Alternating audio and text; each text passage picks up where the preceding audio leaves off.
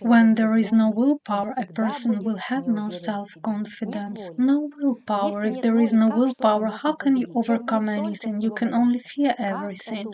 How can the willpower be awakened? The first thing is to activate the centers of the brain, to activate mental activity. One must acquire knowledge and understanding of what you and life are.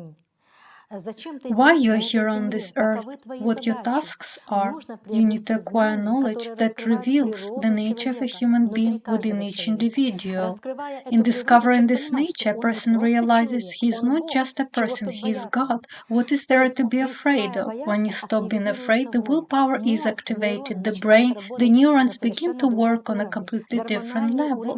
Hormonal levels are restored, because it's the absence of hormones that a person is in fear. That is why begin your spiritual development.